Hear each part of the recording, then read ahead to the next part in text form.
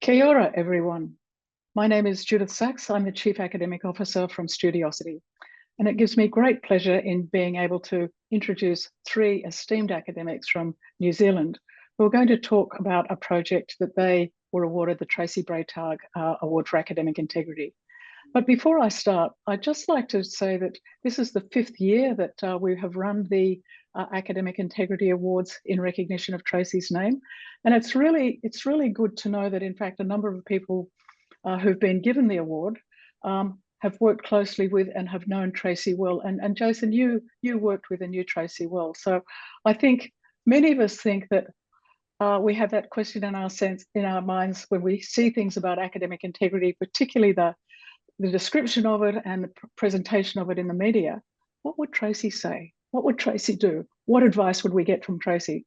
So Tracey is both the leading light, but also the conscience for all of us in terms of ensuring that academic integrity is an integral part of our work. So I'm going to get the members of the panel to introduce themselves, tell us where they're from, and then I've got some questions. But can I also invite people who are involved in listening to the, and we've got 40 people already, if you want to ask a question, put it in the Q&A. If you want to engage in chat, and I'll be watching the chat, and sometimes people put a question in the chat. So I'll be watching that so that it becomes an interactive and a sort of reflexive and engaging activity. So if I can say, Jason, over to you. Oh, thank you so much. Kia everyone. Grateful to be here, delighted and honored, really. Yeah, Tracey was, as I noted in the LinkedIn post, a really guiding light for many of us in the field. And I didn't get to know her as well as I would have liked. And I think probably a lot of people could say that. She really was not just the embodiment of integrity herself, I think as a person, but just so kind and open and welcoming. And so really a great spirit, and I'm really glad that spirit is living on in these awards, and just so honored, along with all of my collaborators in the project, to be selected. So yeah, my name is Jason Stevens. I'm a professor at the University of Auckland. I've been working on my American accent, so if I don't sound Kiwi to you, no, I moved here 13 years ago now, but I'm originally from the US, and yeah, just made New Zealand my home, and the home of my family now. So we're delighted to be here, and I'm delighted to be with you today. And I'll turn it over to Lee for an introduction. Kia ora koutou, ko Lee Adam toku ingoa. Hi, my name is Lee Adam, and I'm from Otago, Whakaiha Waka, Whakaihu Waka, the University of Otago. And my role here is now, as of February, Principal Advisor, Academic Integrity. Before that, I had a .2 role as part of my full-time position as Director of Academic Integrity. And so, it's really great that it has become full-time. And I'd like to reiterate what Jason said about Tracey. I had the privilege of working with her on a couple of projects, and she was such an inspiration, and it's such an honour that our group received this award in her name. Thanks. Neil. Kia ora koutou, Neil Ulrich. I'm Executive Officer in the Office of the Provost at Massey University, where I deal with academic integrity, academic complaints, policy, and process advice across the university. Can I just say that part of the purpose of the RAINZ group is networking and communication and sharing knowledge. So really thoroughly appreciate the opportunity to share some of our work that we are passionate about and that we are very proud of. So thank you very much. Looking forward to the opportunity. And I forgot, in my enthusiasm to get this going, to congratulate you on what I believe and what the panel who assessed. We had about 25 applications. Assessed the applications was this standout project, and the project that had both scale, impact, and innovation. So personally from me, congratulations, but personally from Studiosity, this was well deserved. So I'm going to ask the first question to Jason. Can you describe the project? Yeah. And I have prepared a few slides, and that might just help because of, who doesn't love a visual? Let me go ahead and do that. Is that looking pretty good? Perfect. Great. So yeah, RAINZ. And I will speak a little bit to maybe the triggering, what really started this was that, I had been going over to Australia quite a bit and really impressed with their national network and what they were doing, particularly with Bernie Marshall and what was happening. And it really was, I'm also, do a lot of work in the US, and you see these sort of national collectives, organizations, associations growing, and a lot of multi-institutional data sets, essentially, right? Where a lot of institutions are getting together to work together on the problem of academic integrity. And we just had an absence of that. There was a network, and there still is a network that, in fact, we'll talk about later on, in New Zealand. And so I got up one night, it was like literally 3 a.m, and I came up with this acronym of RAINZ, because I love an acronym. I'm an educational psychologist by training, and I need acronyms, otherwise I forget what things mean. So this research on academic integrity in New Zealand, the RAINZ project. And so I literally the next morning got up and went to the New Zealand network, that was the equivalent of the AAIN that many of you would know, and asked, who would be interested in getting together? I want to really do the first, multi-institutional national study of academic integrity. And I was just overwhelmed by the response. We had really, 8 institutions, indicate, interest. And there was a 9th, but they fell off kind of early, unfortunately. And you see them here, and you see the key people. Some of the personnel have changed a little bit, but the core remains. And so we really are a genuine collective of 8 institutions, each in a different with a different setting, but with a shared passion for promoting academic integrity. So when it comes to kind of what we envision doing, is really first understanding the problem, right? Why are students cheating? How many, what factors and forces, are at play, from the broader sociocultural institutional factors down to the more immediate situational individual factors. As an educational psychologist, I'm really interested in moral judgments and moral functioning, but also motivation, that drive and direction that causes us to engage in behavior, good and bad, I suppose.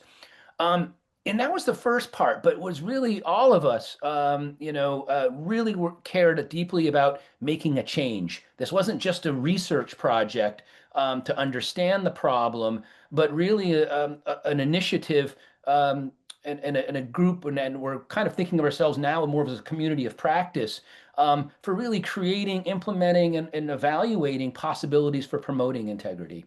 I use some language there of choice architectures, and because I was thinking about nudge theory back then, but that's the heart of it.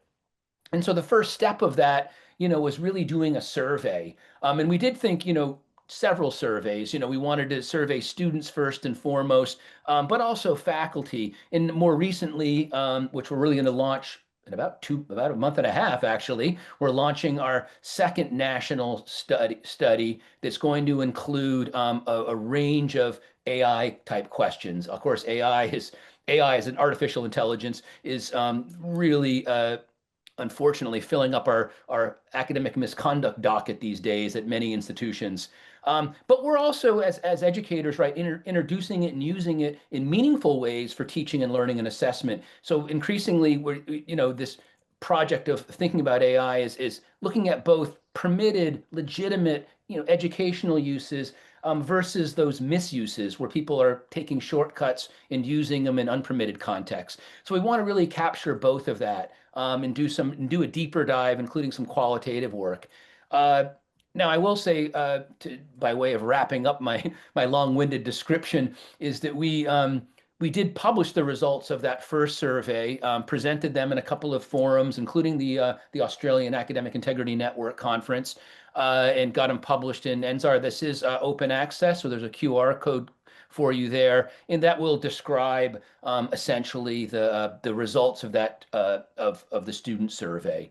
I probably won't say any more about that now. I'm just going to throw up the conceptual framework that really guides our work, which is sort of social cognitive in nature, but understanding behavior as a function of, person and environmental forces, a range of protective factors, right, that might protect against engagement and misconduct, contrasting there in red with the risk factors that are generally positively associated. And again, you can see all that in the study. So I'll stop there for the moment. Yeah. So Lee and Neil, why did you decide to get involved in this project? What was the benefit and the motivation for both of you and your organizations? You're on mute, Lee. Of course I was. Thanks, Judyth. For me here at Otago, I think we had no data on what was really happening. We just have data on what we know students are doing, what we're picking up. And watching what was happening in Australia and the kind of data that was coming out of Australia, and knowing that whatever was happening in Australia was probably happening here as well, but wanting the evidence for that. And for me, the reason I got involved was because I wanted that data so that it could lead change here, change across New Zealand, but also change here at Otago in our policy, our processes, and in particular, what behaviours to look for. And Neil? I want to echo that. I look at life from a opportunity and a possibility point of view, and to me, there was just such a huge opportunity to do what we as universities do as our core business, and that is to educate. And I think that the study lent itself, and the knowledge that we share through the study lent itself to practices that facilitate education rather than punishment. Yeah, and because I think one of our really key findings was about where students are finding out about academic integrity. And so one of the things we found was that although peer influence was a huge influencing factor on students, they weren't finding out about academic integrity from their peers. So that was quite an untapped thing, particularly at Otago, but across all of the universities involved, that we weren't harnessing the power of our students' associations. Yeah. And I just put up those results to sort of show that, that when you look at where you ask students about where their sources of learning about academic integrity policies and practices, you see some sort of typical sources, teacher discussions, course syllabi, maybe online modules. Some of us have required those at the University of Auckland, we do. But then, quite shockingly, student organization association, right? Less than 10%. And what Lee was alluding to there was that if you look at, what actually drives and predicts, behavior, it really is peer norms. So we see this as kind of, a very much of a missed opportunity. And when I said peer norms, so peer disapproval being strongly, negatively associated with misconduct, as opposed to peer cheating behavior, right? Positively, those are the protective and risk factors, and those are, really the strongest, predictors, as it were, as you can see here in this sort of graph that again is in that publication. And I think also, if you look at the top end of that scale, the course syllabi and communication with academics, that's another opportunity. Is do we really engage and empower our staff who deal with these issues enough and give them enough to work with to make a real impact in an area where students proclaim that they learn the most from? Yeah. Yeah, and I think, that result in particular led to us thinking and talking about a further initiative that hopefully we can still do down the track somewhere, whereby we do tap into those student bodies and that peer influence. It seems from what you said, Jason, that the biggest surprise was the lack of knowledge of, and the advocacy by the student organisations. If you did the survey again now, would there be an improvement? That's a great question, and I hope so. And we're gonna find out very shortly. Yeah, we were in our right away when we did this in 2022. We planned a 3-year follow-up. Right, little did we know that, of course, we finished the survey in October of 22. ChatGPT, lands in November. And we had a question about ChatGPT. In fact, not ChatGPT, I shouldn't say that, but and I'm digressing a bit, but I'll get we had a sort of a pre-chat GPT, but artificial intelligence question in that initial survey, just sort of serendipitously, and it was 15%, 14.8 nationally. They said they were using some kind of AI, illegitimately. So we're going to really see some interesting changes in that number for sure. With respect to students being a positive force with respect to being a source of learning for academic integrity, I hope we're going to see some changes. One thing that we've done at the University of Auckland, for instance, is we've tried to involve the AUSA, the Association of Universities Association there at Auckland, and create academic integrity ambassadors. That hasn't gone as well as we'd hoped, but we are doing that. We're also participating and very active in the International Day for Academic Integrity that is sponsored by the International Center for Academic Integrity. And I should say, actually, that I am the vice president of research for that association, and that the survey that we used and report in this RAINZ study is one that I helped develop as vice president, as a member of that association. So this is and I could give you international data, which I'm not going to do in this talk here, but we do have an Australian university that's participated in that, but we've got data from now, all over the world, and building a data set. So one value of this instrument is we can do some international comparisons as well. I would love to hear what Lee and Neil would say to that question about,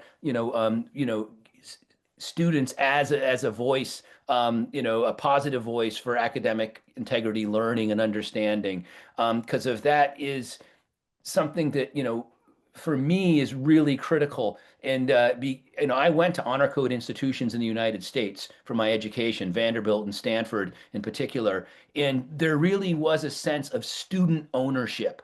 Right, it wasn't just some honor code, we call it honor code there, but let's say, academic integrity policy that was the university policy to regulate your behavior. There's a sense of the students like, we own this. This is for us, about us, and that's a really powerful thing because then it's regulated from within rather than from on high. And so I think we're a far way away from that at the University of Auckland, mind you, and I'm sure we are at other institutions. But that would be the goal: is for students to really feel like this is our code, this is for us, and we value it, rather than it being seen as university policy. Over to you, Neil or Lee. Yeah, I totally agree, and I think it's such an untapped opportunity for us. I totally agree with what Jason said right at the outset, that the RAINZ group had become almost a community of practice rather than just a research group. And so we have these regular meetings where we brainstorm what we could do in the field to share more knowledge and to generate more ideas. And one of those things that we worked on or identified was peer-to-peer learning opportunities, and we conceptualized a research project on that, and we just haven't been able to generate the funding. So this prize that we won would go some way to further that, and that is acknowledging the power that lies within peer-to-peer learning in this field. I also want to reference, at Massey University, we had a few student association webinars on what they called the 3 AIs, which initially created a little bit of fear and angst, because the third AI, so the first two are obviously academic integrity and artificial intelligence. The third one was avoiding investigations, and we, instinctively were possibly a little bit concerned about that. But in the end, the messaging was pretty much do the right thing, and you won't get into trouble. So they were very well attended webinars, and we see the effects of that in the relationship growth between staff and students. So a powerful untapped source and resource, I think. Yes, I'm very much untapped here at Otago as well. And, you know, that's something that now I'm full-time working on academic integrity, something that I can certainly start to look into and to work on. And I think it was really interesting working with the RAINZ Collective and having these conversations and finding out different initiatives that are happening at different universities across New Zealand, and seeing examples of best practice, examples of not such best practice, and all of us sharing that information and figuring out how each of our institutions might move forward. Yeah. I think I threw up this slide because this is some sort of, we have this sort of idea of really a model based on some, work that I did a long time ago, actually, from a handbook that Tracey edited. But after I met her in Australia back in 2014 or so, she invited me to write a chapter, and I developed this model for the chapter and talk about sort of levels of intervention, and in the interest of sort of a holistic approach to promoting integrity. And so with Neil's help in particular, we started framing that around, around, what are we doing? What are some of the ways in which we can, use this at this three-level model at these three different columns, if you will, right, with the institutional climate, the peer norms, and the moral attitudes. And so this is just sort of a rough outline that we created for this talk today, of trying to sort of document what we're doing. One of the things that I'm hoping is going to happen next year, because we're moving back to more invigilated test again, right? Because with the rise of AI, and I see somebody had a Q&A up there about, what do you do about misuse, in the age of AI, I think. And the reality is that you can't prevent, obviously, students from using artificial intelligence. So I'm with Danny Liu at Sydney and believe in kind of a, you got to have a two-lane approach or something like it, where you say, look, this really, this is something we really care about assessing, and we want to know that that person can do it and do it on their own. We need to invigilate. We need to bring them on campus and test them. And this is where I want to bring in students too. I want these integrity ambassadors to also be maybe part of our invigilating staff. We're really understaffed in that space, and train them to be sort of involved in not only promoting integrity, but also involved in overseeing the process. That might sound radical to some here, but if you go back to honor codes in the US, that's how often it's done. There is what's called a non-toleration clause, and we're not supposed to just sit by and watch other people cheat. And so getting student and moreover, I sat on academic integrity panels and the judicial panel making policy at the universities, that I worked at and was a student at, overhearing cases and leading cases, in fact. So there's a lot more opportunity for students to get involved, and, and that really works. I think that would influence both. Not only if you work in this space here, you're directly, indirectly affecting institutional climate and moral attitudes. So it's a real win, and I think this is that missed opportunity that we started with.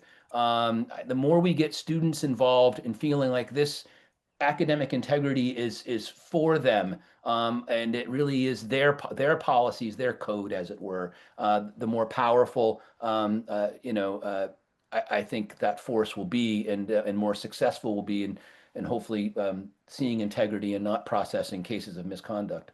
Yeah, and I think it just reframes academic integrity as a whole for students, because, my view on our academic integrity policy and my role supporting that policy here at Otago is that I'm here to support students who want to get their degree honestly and do the learning that having that degree indicates that they have done, so that they have the skills and knowledge that their degree says that they have when they graduate.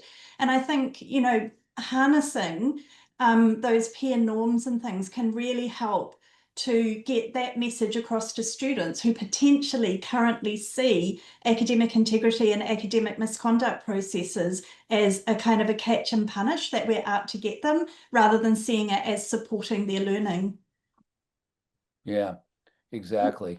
We've got a question from Regan O'Malley, who's curious about the survey of students and how much academic misconduct you think might be underreported with this approach. Presumably these were anonymous responses, but to what extent do you think might represent the tip of the iceberg? Yeah, Regan, great question. And absolutely, I would have to say, I'm showing this sort of method slide. So yeah, this is a cross-sectional anonymous survey. And we used different institutions because of had different constraints and with ethics and so forth. At a couple of them, University of Auckland included, we were able to do, a stratified random sample of 10,000 students of our roughly 35,000. And so we were able to really check to make sure that the sample we had was more or less representative, right? Because you're sampling from a population. Now, the problem is even when we were giving away prizes and so forth, $100 gift certificates, and we pushed hard for 2 weeks with like 3 or 4 reminders. We had a 30% response rate, which for online surveys is incredibly good. But think about that.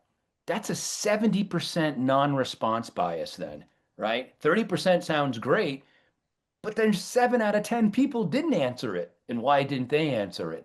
It could, so I can say that, hey, overall, the sample looks good, representative that is by way of gender, year of study, ethnicity, so on and so forth. But still, we're not hearing all the voices. And I'm afraid some of those voices we're not hearing obviously would have implications for, the numbers that we see, right? So overall, nearly 2/3 of our students reported engagement in at least one of the 24 behaviors we asked about.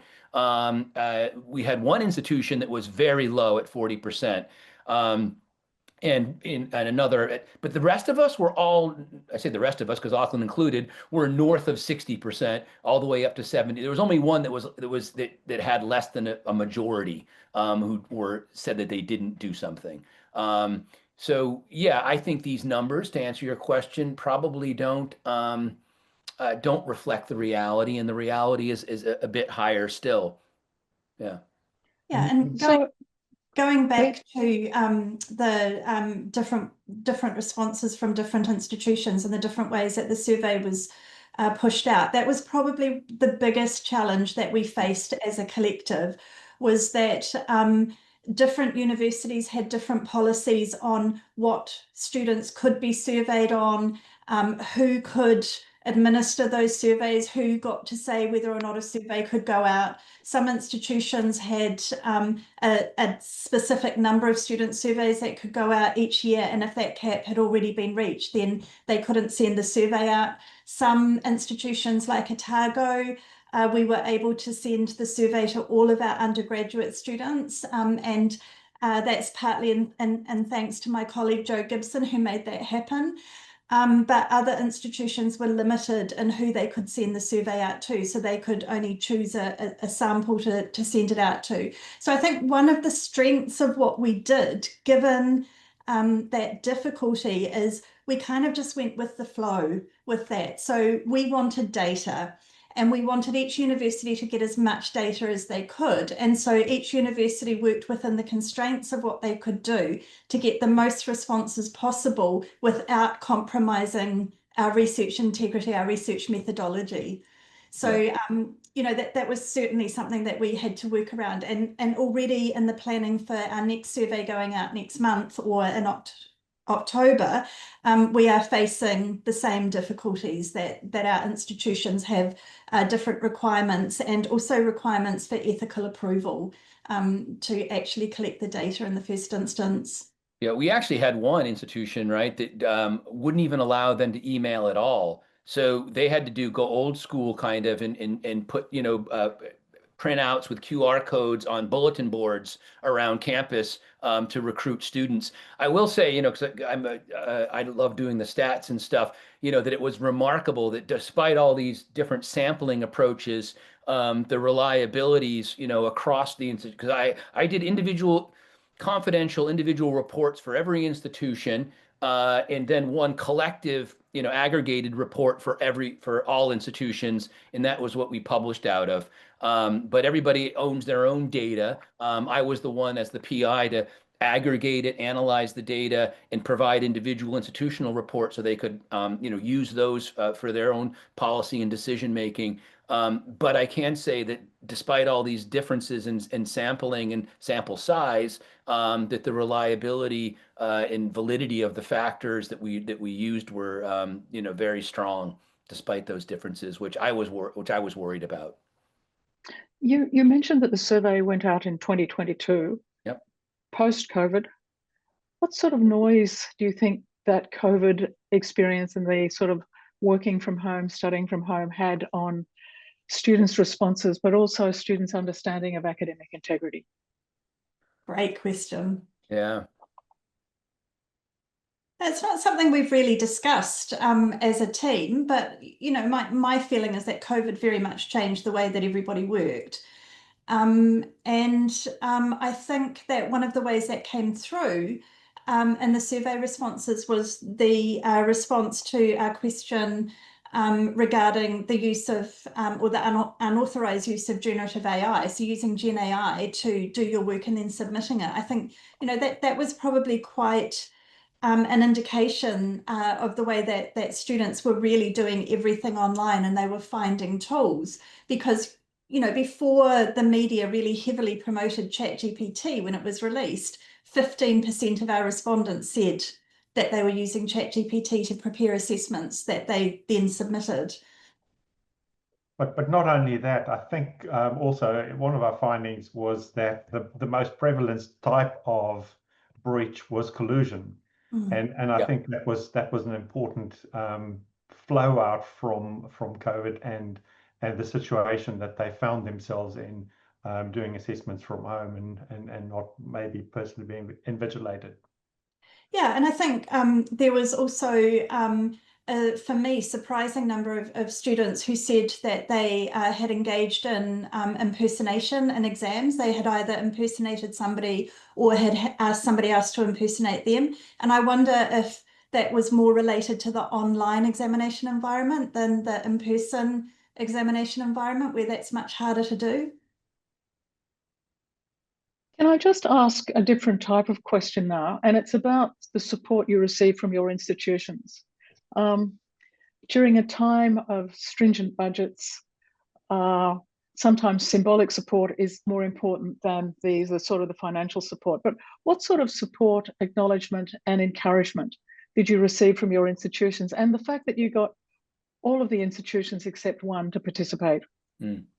Yeah, let me go first on that one, just because I have to say, I have been actually so pleasantly surprised, even shocked, I would say, with how the University of Auckland has been and treated me over the years. Because before the RAINZ even project, I had done surveys on, you know, evaluating their academic integrity course, their required module.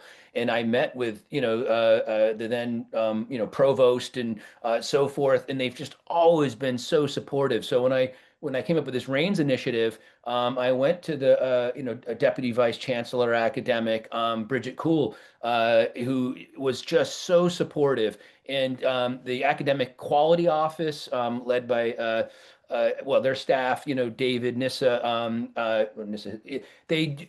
they have been incredible. You know, allowing me to do that stratified random sample. They gave us $4,000, or part of it was like, well, no, was it four? It was, I can't remember what it was, but thousands of dollars for gift certificates and so forth. So they were, I've been really impressed and surprised and just really happy. And, you know, yeah, I have to say that better than probably most institutions would, because and they've been really open about me sharing the data and publishing the data, when it was strictly University of Auckland data, this 2021 article I'm referring to. So they've been great. There with Neil has been really instrumental in terms of making our collaboration official. So we have the lawyers from all the universities sign a collective agreement. And Neil, I'll turn it over to Neil because I think Massey and with Neil's leadership there have been really supportive of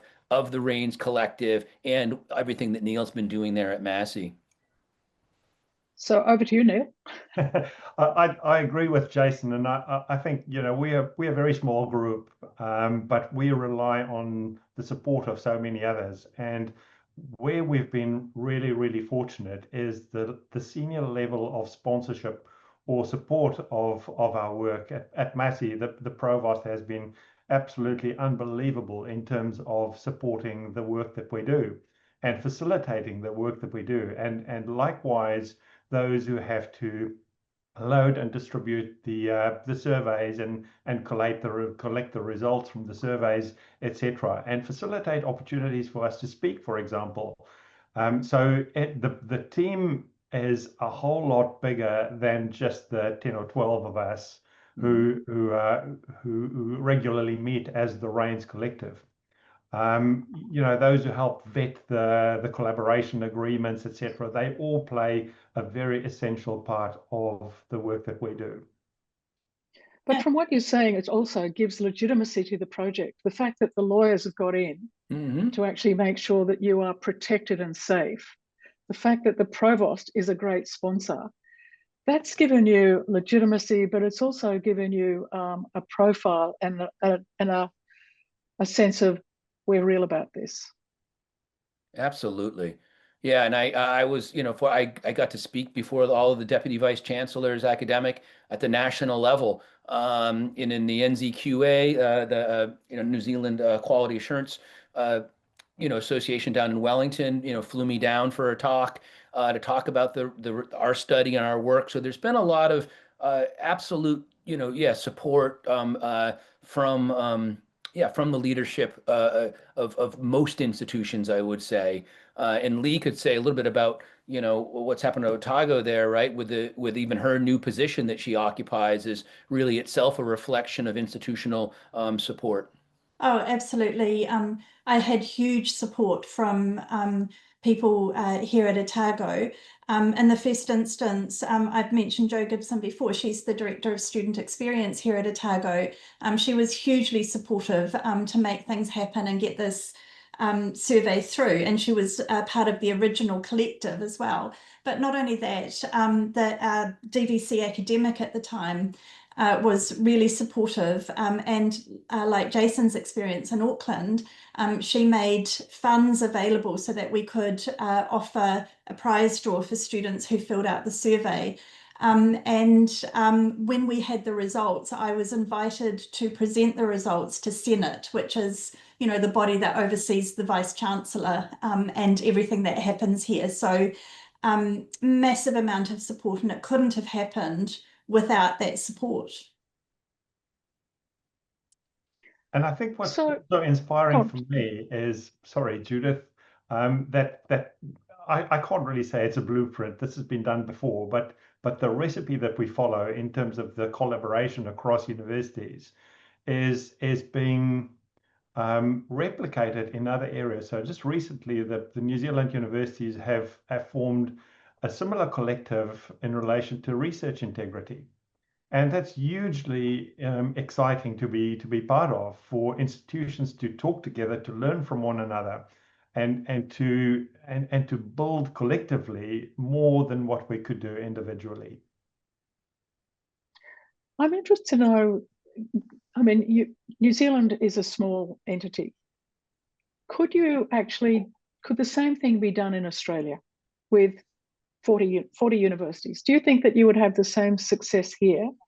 And if somebody, the Australian Academic Integrity Group decided to do a similar thing, what advice would you give to them? Yeah, great question. I mean, Australia, look, I think I couldn't say enough about Australia because they are the leaders, I think, in the world for at promoting academic integrity. The gateway there, of course, being like the McMaster scandal and the focus on contract cheating. If I had a criticism, I would say that it was that there was almost like an over focus on contract cheating. Bad as it is, it's the most egregious form of academic misconduct. Don't get me wrong, but it's also, the Minority Report. Right? It's not it's tends to be one of it's a rare thing. Guy Curtis's stuff. I loved his, what he does in that space is wonderful work. The Bayesian truth serum and his article on that. But you've got people like obviously Phil Dawson, Danny Liu. You got Jason Lodge at UQ, who's like an amazing assessment guru. So you've really got a network of scholars there that if they wanted to, they could, and they got together, they'd be a formidable force, and they could easily, I think, pull it off. What exactly they want to pull off would obviously, be up to them. But that's, I totally think that it could happen. Yes, Australia's, what is it? 5 times bigger than, by population than that's what makes New Zealand and doing a national study here so feasible. Obviously, as you increase fivefold, you're going to have probably some more challenges. But I totally think it could be done. If you want to know a little bit about, what I think is like by way of a process, let me see if I can pull up that slide. I've sort of lost my slides here for a minute. What this is something I developed years ago. I had a Templeton Fund grant, and I was working with high schools at the time. But this totally holds for universities as well, is when you want to think about, and you can think about this as like within institutions, but I think even for what the question you're asking, Judyth, about getting together, an international collaboration. The idea there is obviously is getting a group together, a group of stakeholders, shareholders, right? At the institutional level, that includes students. It includes professional and academic staff from your various departments. This could be at our high schools. It tended to be around 12 people. We wanted representation from each level of each grade of school, for instance, and so forth. But you get those people together, and you do a survey like the one that we've been talking about to find out, like, okay, let's say our vision is to understand misconduct and promote integrity, right? Let's do a baseline survey to really capture what's going on there. And then that will feed into us developing a set of objectives and an action plan that we then want to build consensus around. So then we go out to our stakeholders and our shareholders and say, hey, what do you think about this? This is so get buy-in, for what you're thinking about, with all of the requisite, folks that would be involved and affected. And then you start to, play out that plan, implement it. You really got to have, we said a 3-year horizon, right? That's why we're doing this 3-year follow-up, is because this takes time, before you then want to assess. You're talking about changing a culture, right? That's a big undertaking. I mean, 3 years is modest. Yeah, you can initiate some new programs and policies, but for them to actually take root and transform, business as usual, that's quite an undertaking, right? Changing a culture. But anyway, you end up doing, you do that, and then revisit. Times change. We got, COVID, and then, and now AI. I mean, this is a dynamic space, right? With respect to the challenges. So this is not something, but this is a model you can think about using, forming, informing, developing, building, implement, assess. So that's my recommendation. No, and I think that's clear, it's defensible, it's transparent, and it delivers results. So Yeah. so for me, if I was back being a provost, that would certainly be something I'd be interested in. I've got a question here or it's a comment from Amy Milker, but I think it's worth putting to the group. The question of resourcing extends beyond running a survey. In order to close the loop and take action on the fantastic evidence base generated by a survey, significant institutional resources are also required. Yes. So what are they, and who has to be the champion? Yeah, I can say briefly with Auckland what we have, and again, it sort of happens was happening already because of Auckland's been really proactive. I think we were certainly the first in the country, maybe in Asia Pacific, to require students to take an online course, right, for academic integrity. But we have a standing academic integrity community of practice and have for years now. I was the inaugural convener of that group, and it consists of 60 academic integrity advisors. So we have 5 faculties, and so there are, roughly 10, let's say on average, AI advisors from each faculty. And we have, they meet, about 4 times a semester, so about 8 meetings a year. And we're continually revisiting practices and policies. So the locus of this for us is definitely the communities of practice, and they feed into the faculty teaching or the universities teaching and learning quality committee, right? So we're really kind of that's who we sort of and sometimes it works back and forth where we make recommendations to them. Sometimes they come to say, hey, we want to know more about this, because we're thinking about changing some policies around teaching and learning. So I think that is obviously a great question, and you do need to have some kind of association or organization like that that really can be both a sounding board and a generator of ideas for and an overseer of ideas for academic integrity. I should say too, our academic quality office, our AQO, really oversees that. So that's how it's structured at the University of Auckland. Neil and Lee, what do you guys have?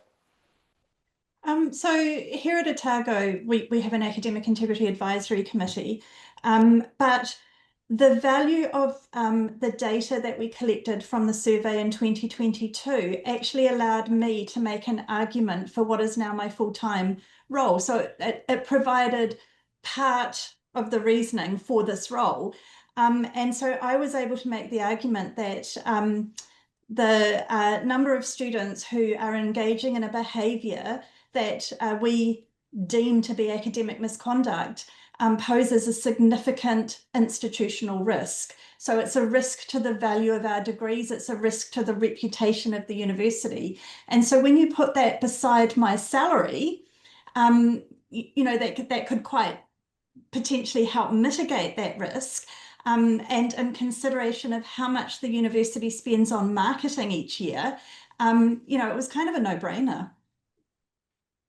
But I also think that the benefits that we get from learning from studies like this makes up for the resources that we have to spend. So one of the examples of something that Massey did following this survey was review our academic integrity policy and procedures, and that was a massive shift from something that was perceived to be punitive to something that's very highly focused on educative interventions. So one of the things that flowed from there was that we increased the number of our academic integrity officers from 5 to 33, because we realized that the relationship and the educative opportunity sits with academic staff rather than a central committee, issuing a penalty or what's perceived to be a punitive outcome. So there's investment, I think, into education, and that spans across the whole university. Yeah. And also too, I would add there that is having really a means for help, because of the academic staff who are on the front lines and having to identify these cases, it can be a terrible amount of workload. So about 4 years ago, even before right around the same time we were doing the RAINZ, started it, we developed and we use a product from Simplicity, I think it's called, but we call it the AIMS. It's the Academic Integrity Management System. So it's a lot more easy for staff to report. And for us as academic integrity advisors, because I'm one, when we have a case, it's just everything's online, templates are automatically generated, letters to student, just case management becomes much more manageable when you have an online-based system like that. So highly recommend that. I know they're using it in places in Australia because that's who was using it. I think it was Melbourne or somebody. It could have been Monash, but we asked what they were using, and it was the Simplicity product. Simplicity Advocate, I think it's called, but really helpful. Look, what I'm hearing, and your success has been, you've been able to inculcate the view, and you hear it, but yours has actually got material benefit. Academic integrity is everybody's business. Yeah. And by being everybody's business, you've got to have the culture, the structure, the processes, and the resources all joined up and all connected. How do you get that to happen? I think it's important to note that apart from Jason getting a small amount of funding for incentives and me getting a small amount of funding for incentives, we did this with no funding. So it is absolutely possible. It was just a group of really committed, enthusiastic people who wanted the data. Yeah, and having supportive leadership. I mean, really, that does matter. I mean, hugely. Right? I mean, there could have been so many roadblocks put up and concerns about institutional risk and reputation. And that's how most places. I had a $4 million or not $400,000 grant. About 10 years. Well, it was more than 10 years ago. I had to knock on 40 high school doors. So I started this work at the high school level to get even 2 high schools to join my project. They wouldn't touch me with a 10-foot pole, because they didn't want somebody coming in there snooping around and finding out about academic integrity or academic misconduct at their school. But I think that's exactly right. Yeah, money can help, and no doubt about it, but it doesn't really take much. What it takes actually is leadership, and commitment, and people being, seeing the importance of this, and having a longer term vision than worry just about, covering my bottom today, right? And not exposing sort of, unpleasantries today, right? And seeing that, no, this is really important, and we've got to build towards cultivating, what really matters, and not hiding, things today. So not very eloquently put there, but I think you get my drift. Yeah. Yeah, and I think it's important to note that, each of our institutions, could have said, actually, we don't want to know. We don't want this data. We don't want you publishing this data because, actually it might not reflect that well on us. But, I think it's quite a measure of how all our institutions want to move forward, that they were happy for us to proceed and, to make that New Zealand data public in the article that we published. Yeah, I often think of, I'm writing a chapter now for a handbook of, and it's, really there's sort of 3 levels of risk here, and especially with AI, is the way I see it. If academic misconduct, goes unaddressed, right? You end up with not only a problem of, student, decreases in engagement and achievement for what we're looking for, obviously compromises in integrity, but, jumping down, right? This is what Phil Dawson talks about, right? Is that, we're talking about, invalidating assessments of learning, right? It's, the marks then just become noise and not signals of student achievement. And that becomes very quickly a problematic situation for, our reputations as institutions because of, the degree, what value is a degree, that is earned on false pretenses, as it were, on noise and not signal from the assessments, which is why, we need to have a kind of, Danny Liu style 2-lane approach that really says, okay, this is the stuff that really matters. These are the gateposts. Students need to pass this test under these conditions to really earn that degree. So we protect, our reputations and the value of our degrees. Dr. Javad has asked an interesting question. He's making an observation that, you've presented the data and the statistics, but could each of you give an example of one successful intervention that's come from this project that's actually helped to improve both students' understanding of academic integrity, but also the institution's commitment and demonstrated response to academic integrity? Yeah, that's a tough question, in terms of, could demonstrate and prove this kind of language. We're not doing, randomized control trials here, right? Probably could be. That would probably require some more money to do some more rigorous research. And again, we're not, oftentimes these interventions we're talking about are, to policy and practices that really play out over years.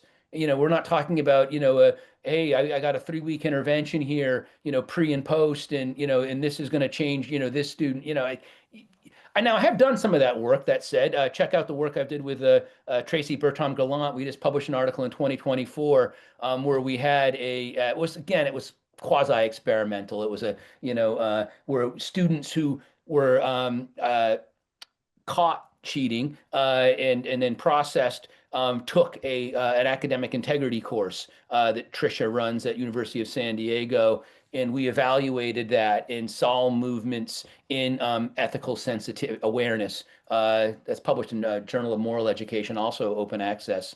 But search my name and Tricia's, and you'll find that. So that kind of work exists out there. That is not something that the RAINZ itself has done. So our evidence is a bit more naturalistic in terms of the studies that we're doing, and more anecdotal. Now that said, we're hoping this 3-year follow-up that we're doing this year with these widespread surveys are going to perhaps provide some evidence. But again, these are going to be different students, right? Because it's 3 years later. So this is not a tightly controlled experiment. This is educational research, a lot messier for those that come from the STEMs and they want a controlled study with experiments and randomization of people to treatment and control groups. Ain't happening here. Yeah. And that probably, if I'm sitting in my seat when I was provost, I'd actually want, can you give me some examples of good practice? Yeah. And what have you got some examples of good practice that have emerged from the conversations both between the collective, but also in terms of the data that you've been able to get? And I'm going to ask Lee that because I think that being a slightly different university and in the very south of New Zealand, there could be a sense that you could feel isolated, but you're not. No, absolutely not. I think the information that we got from the survey has informed enhancements, I call them enhancements, to our academic integrity policy and our academic misconduct processes, and that work is ongoing. So at the moment we are looking forward to getting the data from this year to see if anything's changed. And as we discussed previously, in particular, we will be looking at things like where are students getting the information from. And so at Otago, that is an area that we do need to address, and that we don't have a university-wide academic integrity module that students have to complete. We do have the EPGM modules, the ones that Tracey Bretag led in the first instance. But they are not compulsory, and they are implemented into some papers by specific lecturers, and there is we have a paper that all Otago students can access called Unio 101, and those modules are up there, and so students can be directed to them. But certainly that's something that I'm going to be looking at, is how can we get these messages about how to do your work with integrity out to students, and that's why it's really imperative that we do this follow-up. Mm-hmm. We've got 2 minutes left, so I want to ask each of you the big learning from this project, the big learning that your vice chancellors would have said, that's fantastic, and I can go out into the community and let people know what legends we are. So given that you're on the screen, Lee, what's the one big learning that you've got? Oh gosh, nothing like putting me on the spot. I'm good at that. For me, one of the big learnings was how ready students seemed to be to tell us what they were doing under that protection of anonymity. And also something that we haven't really covered here in the session about the data is we also asked students why they engaged in particular behaviours, and some of those responses were really interesting. Some of them were about basically being disengaged from their learning for whatever reason. And so they're really big ways that we can make a difference. We can, find out why students are disengaged and find out how to address that. So I think the big learning is now we have some data, we can do something about these issues. Excellent. Neil, but you're going to have to be quick. I want to agree with that. For me, the main learning is if we want to start a journey, we need to start it. We've provided some insights, and these insights say students learn from their lecturers. So we need to empower them. We need to support them. We need to give them things like template letters and flowcharts and tone of letters that is facilitative of an educative approach. But similarly, there are untapped resources in student advocacy and student associations. Just start the conversation, talk about academic integrity, because ultimately that's how you grow a community. Jason. Yeah, so many things I could say, but one is that, look, this is a real problem, right? You've got 2/3 of your students doing some kind of form of misconduct. So what's the implication there? I look at a lot of the behaviors and I say a lot of these, that could be prevented, right? Or at least mitigated, through either better teaching and learning, right, or better really assessment practices. So I really do think that we have a lot of work to do as institutions in terms of tightening that up and reducing opportunity. Right? Because that to me, in some cases, we're just tempting students. People who know my stuff would know that I take the view that cheating is natural and normal, but unethical and inevitable. And so we, right, and it's up to us, the choice architects, as it were, of these institutions, to create environments that promote integrity, right, and discourage and even actively prevent, where possible, misconduct. And I'm going to have to close off our conversation and our discussion. And I'd like to thank the three participants for giving your time and your insights and your expertise. But I also want to thank the people in the audience who made some interesting comments, but also asked some good questions. So enjoy the rest of your day. And there's another New Zealand only podcast in the next few weeks, and it's about internationalization and international students. So we'll see you on the screen again, and enjoy the rest of your day. Thank you so much. Thanks, everybody. Ka kite anō.